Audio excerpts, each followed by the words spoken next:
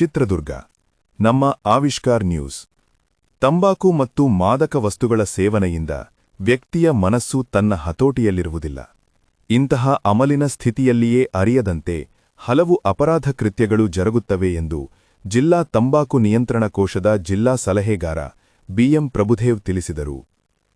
ನಗರದ ಜಿಲ್ಲಾ ಕಾರಾಗೃಹದಲ್ಲಿ ಈಚೆಗೆ ಜಿಲ್ಲಾ ಆರೋಗ್ಯ ಮತ್ತು ಕುಟುಂಬ ಕಲ್ಯಾಣ ಇಲಾಖೆ ಹಾಗೂ ಜಿಲ್ಲಾ ತಂಬಾಕು ನಿಯಂತ್ರಣ ಕೋಶದ ವತಿಯಿಂದ ಹಮ್ಮಿಕೊಳ್ಳಲಾಗಿದ್ದ ತಂಬಾಕು ಸೇವನೆಯ ದುಷ್ಪರಿಣಾಮಗಳ ಜಾಗೃತಿ ಕಾರ್ಯಕ್ರಮದಲ್ಲಿ ಅವರು ಮಾತನಾಡಿದರು. ದುಶ್ಚಟಗಳು ಕೇವಲ ವ್ಯಕ್ತಿಯ ಆರೋಗ್ಯವನ್ನು ಮಾತ್ರವಲ್ಲದೆ ಇಡೀ ಕುಟುಂಬದ ನೆಮ್ಮದಿಯನ್ನು ಹಾಳುಮಾಡುತ್ತವೆ. ಮಾದಕ ವ್ಯಸನಕ್ಕೆ ಬಲಿಯಾದಾಗ ವಿವೇಚನಾ ಶಕ್ತಿ ಕುಂದುತ್ತದೆ.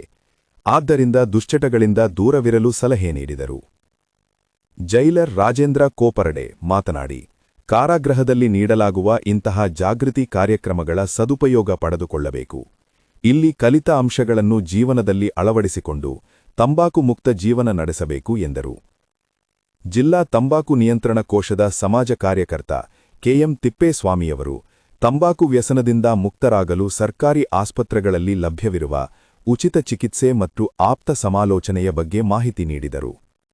ಈ ಸಂದರ್ಭದಲ್ಲಿ ಸಹಾಯಕ ಜೈಲರ್ ರಾಮಣ್ಣ ಹೆರಕಲ್, ಶಿಕ್ಷಕ ಶ್ರೀರಾಮರೆಡ್ಡಿ, ಡಾಕ್ಟರ್ ಅಕ್ಷತಾ ಹಾಗೂ ಕಾರಾಗೃಹದ ಸಿಬ್ಬಂದಿ ಉಪಸ್ಥಿತರಿದ್ದರು.